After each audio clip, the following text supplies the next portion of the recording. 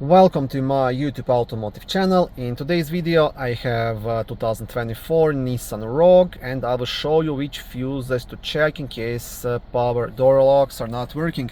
Now this applies only in case they are not working both here on these buttons and on a key fob. If for some reason one of these two options work, then the fuse will not be your problem. So power door locks not work at all, then you want to check the fuses.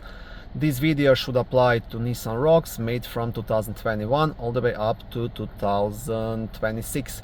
Also, if this video was helpful, please consider supporting the channel by liking the video, subscribing to the channel, or becoming a channel member. Now the fuses to check will be located in a small fuse box which is under the steering wheel, just behind this black cover. So you want to pull this cover towards yourself.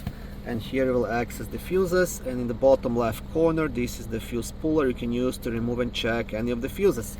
Also on the back side of the cover there is a small fuse diagram. And the fuses you want to check are fuses 12 and 14. So you have fuse number 12 here, 10 amp fuse, and fuse number 14 also 10 amp fuse. So these are the two fuses responsible for power door locks.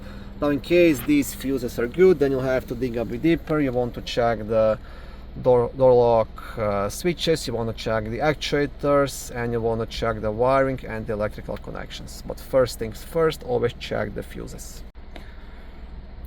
Thank you for watching this video. I hope it was helpful and educational. If it was, please like it and consider subscribing to my YouTube automotive channel.